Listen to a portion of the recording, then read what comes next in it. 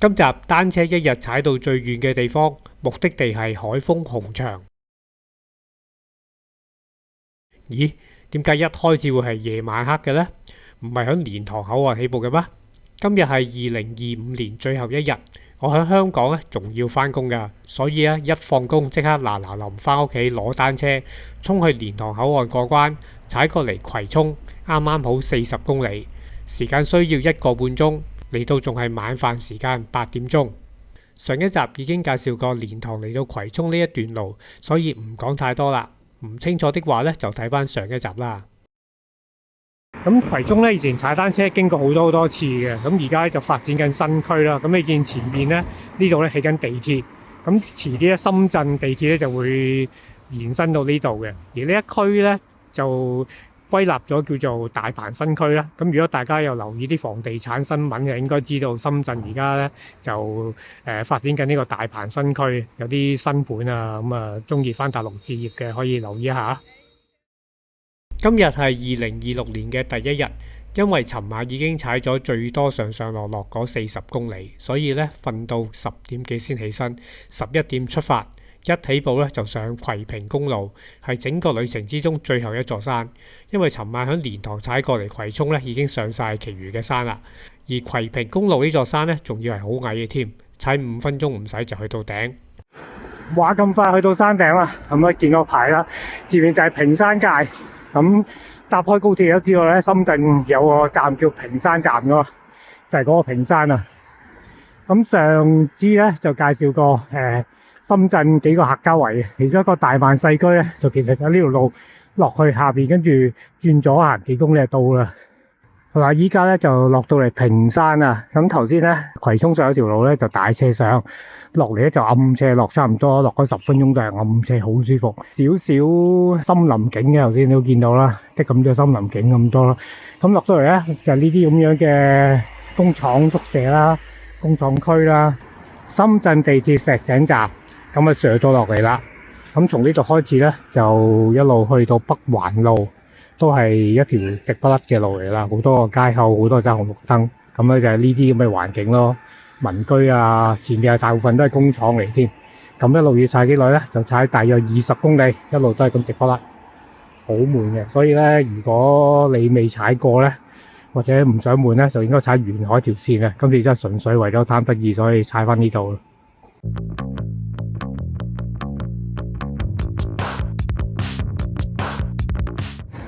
從葵涌過嚟咧就踩咗13公里啦，用咗大概9個字啦。咁而家去到大亞灣人民歡迎你叉燒腸、脆卜卜油條，好多人、好多車、好多建築物。仍然係嗰句啦，如果有得揀咧，我會建議大家咧踩海邊路線啦，就唔好踩內陸路線，因為咧我俾你揀嚟，諗下你想睇呢啲風景定睇住呢啲風景嚟踩啊！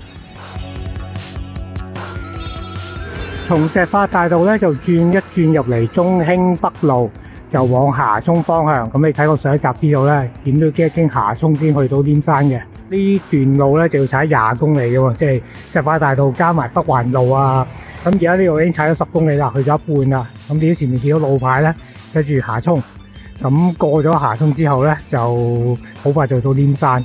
咁同埋一出咗呢啲城市區咧，同埋工廠區之後咧，前面段路咧就因為佢新鋪嘅，所以咧又闊又平又快。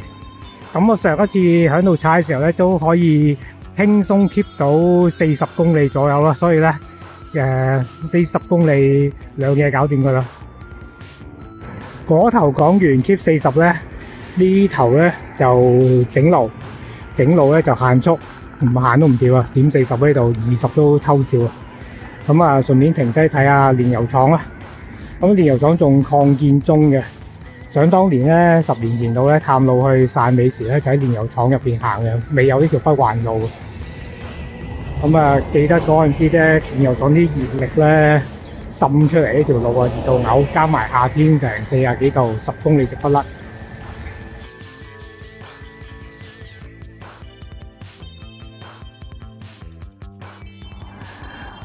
霞涌啦，呢度湯唯姐姐個樓盤啦，哇，起到入內陸啦已經。從霞涌踩去稔山呢段咧，我就會踩呢啲鄉郊小路嘅。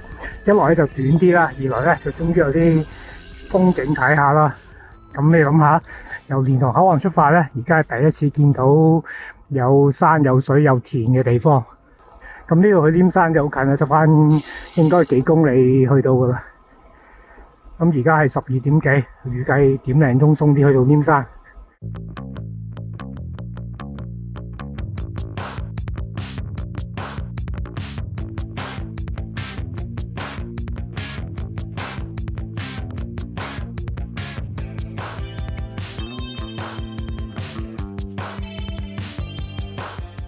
我去到稔山啦。咁啊，稔山係一個好舊嘅城鎮咯，但係如果你響惠東呢邊踩單車咧，係一個重要嘅地方，因為多數喺呢度補給啊、留啊或者住一晚嘅。咁啊，而家時間係啱啱1點鐘嚟到稔山，時間啱啱好啦。上次經過稔山咧，就有間手打檸檬茶，但係今日咧就假期佢冇開門，咁求其就停間士多咧，就買包餅買啲嘢飲，繼續旅程啊！嗱，咁啊，繼續旅程之前咧，就睇翻我上一集，聽一聽我講緊咩先。其實我哋去汕尾咧，由呢個位有2條路去嘅，第一條路去行吉隆去，即係我哋而家行嗰條吉隆啦，另一條咧就係黃埠。上一集咧就係直去經吉隆去後門嘅，咁今次咧就係右轉黃埠條路啦，好耐未踩過，咁啊應該多少少鄉郊嘢睇下嘅。呢條鹽洲公路咧新起嘅，有條好靚嘅觀景長廊，對面睇到鹽洲。咁鹽洲再前啲咧，即係跨過個山咧，就係雙瑤灣。我諗好多踩單車嘅朋友應該去過噶啦，我都不下去過唔知幾多次啊。遠處嘅建築物就係黃埠啦。應該踩多10分鐘就到啦。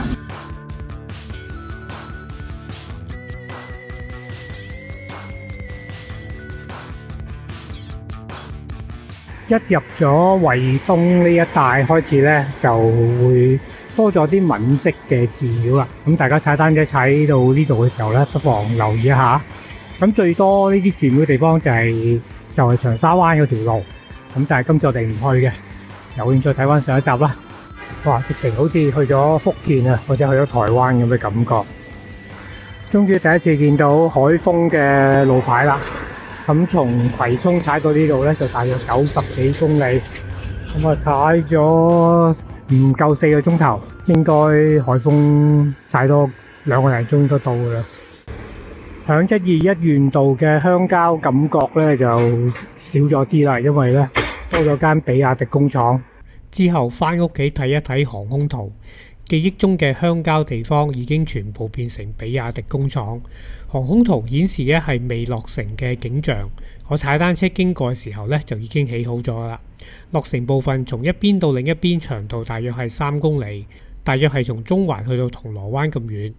來回有8條行車線嘅縣道，根本已經係國道嘅級數嚟嘅呢啲。起緊嘅都仲係121縣道。會唔會係因為有間比亞迪工廠，所以條縣道要擴闊到咁緊要咧？前面就係深廈高鐵，遠的咁多白色嗰個咧就係 G15 沈海高速。上年咧踩單車去汕尾時咧 ，G15 就擴建中，幾個月之後咧就完成咗啦。咁我自己揸車都揸過幾次啦。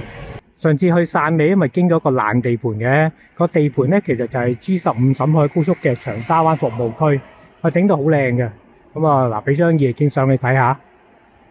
深汕香山藝術館似乎係執咗笠或者爛咗尾喎，我想睇下藝術都冇得睇添。有間荒廢屋，咁就入去睇下咧。入邊睇風景有幾靚咧？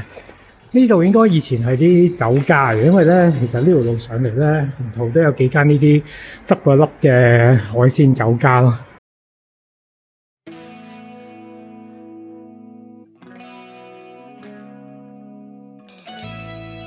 見到有間深廈高鐵喺度行過啊，zoom近啲先。上集我講過一條 shortcut 叫長沙灣大橋嘅 shortcut 噶嘛，咁啊而家唔知起好未咧？咁有啲內地嘅朋友就話起好咗噶啦，但係咧都冇一個人就好清楚講到究竟，喂踩單車合法地過唔過到先，唔好計偷雞先。因為之前我揸車經過沈海高速揸過幾次咧，我睇唔到究竟單車或者人過唔過到啊？咁啊，如果真係有朋友知啊，就報告翻啦。終於嚟到一個重點位置梅龍農場。咁呢個位咧就會分開兩條路，一條咧就係去汕尾嘅大 shortcut，即係可以慳40公里嗰條大 shortcut啦。唔知我講乜就睇翻上一集啦。咁因為今集我哋去海豐，所以咧就會沿前面呢條路俾白色車阻住，係冇錯，前面呢條路直去就係去海豐。咁啊，我望多次啊！你去汕尾咧，想行大 shortcut 就認住呢個梅龍農場呢個牌入去咯。咁如果你睇啲導航咧，導航就會點你行呢邊去咗海豐，又兜翻落去汕尾嘅。但係咧，如果行大 shortcut 咧，就起碼慳40公里啊！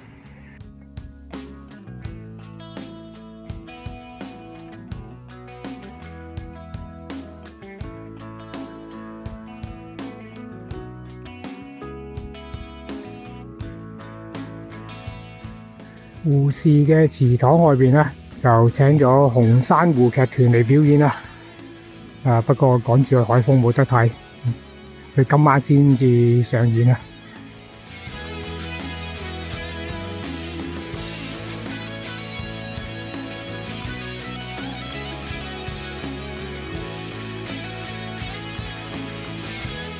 到達目的地海豐紅場，咁今朝從葵涌踩過嚟咧，就143公里，用咗6個鐘頭。我嚟到呢度咧就5點半，啱啱好就係5點半紅場閂門時間。唔緊要，聽日再嚟過。如果從蓮塘口岸計咧，踩到去葵涌就40公里，然後再加多140公里嚟到呢度就180公里。咁仲要計多一程喎，就由我屋企踩去蓮塘口岸嗰段咧。咁咧今次咧就一日單車到啦，即係唔使日嘅，24鐘頭以內就已經到噶啦。24小時之前咧，啱啱先至香港放工嘅咋。咁就一日嚟到最遠地方就係海豐紅場。踩單車到呢度啊？香港踩單車嚟呢度咯，係啊。哇，唔犀利！唔犀利，我成日都周圍踩噶啦。呢間烤肉店咧就喺酒店附近啦。咁今日假期咧，人山人海，同埋睇落去咧，全部都係啲年青人咧。咁啊，入嚟感受下年青嘅氣氛啦。第一浸咧就嚟住啲開胃嘢先。咁啊，吊籠啦、瓷餅啦、肥牛啦，同埋咧牛胸油。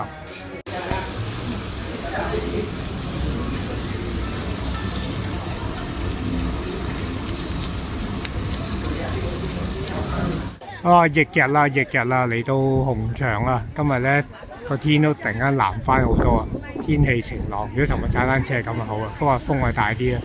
好啦，而家入去紅場行個圈啊。莫斯科有紅場，我諗大家都知啦。響海豐咧，呢一個紅場咧，就係中國咧都叫做首屈一指嘅紅色旅遊地方。因為第一屆蘇維埃政權就係響海豐紅場呢一度成立嘅，咁所以咧，對於共產黨嚟講咧，呢度係屬於一個非常之重要嘅地方。喺紅場入邊有個細嘅展區咧，都好有趣嘅。佢係展出咗響大約1928至1937年呢段日子咧，響蘇區入邊發行嘅貨幣同埋一啲金融體系嘅資料。1948年發行嘅第一套人民幣咧，話個面值咧係由5蚊咧去到5萬蚊嘅。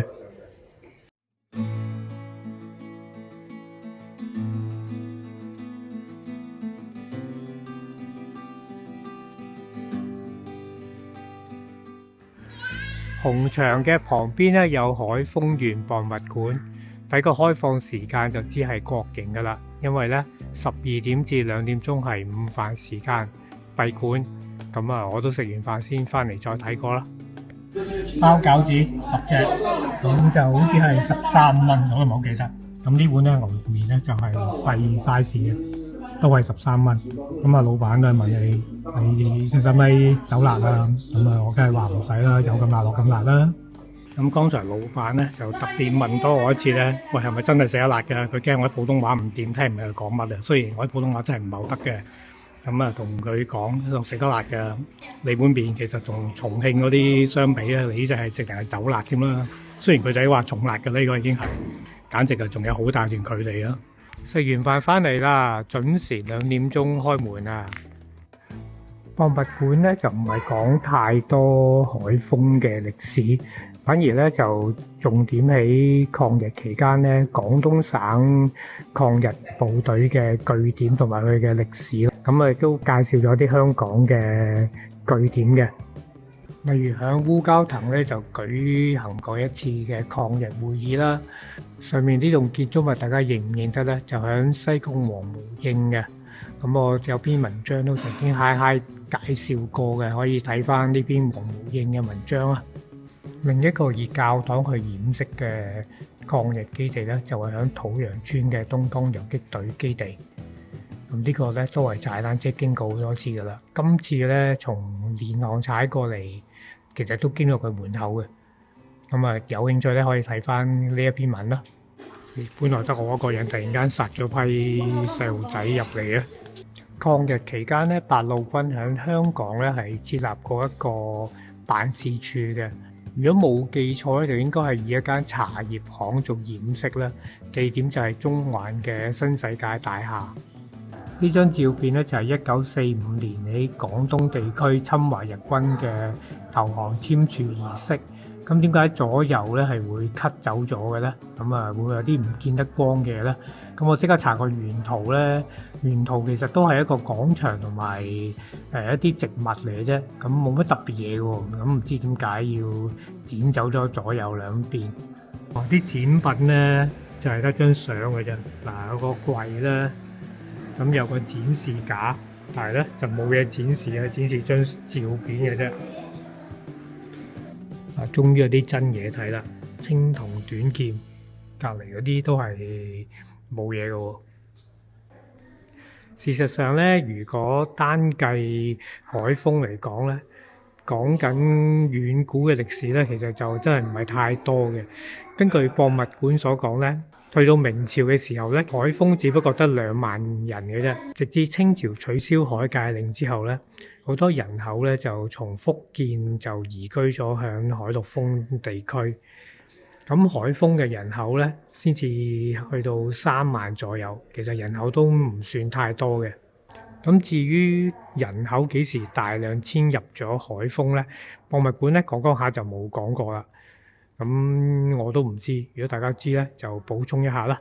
咁啊，今集就到呢度啦。咁如果大家對由蓮塘一日踩單車踩到嚟海豐有興趣咧，睇翻我文章同埋下載區咧就有翻 GPS 地圖，有需要咧就可以自己睇一睇啦。咁啊，今集到呢度，下集再見。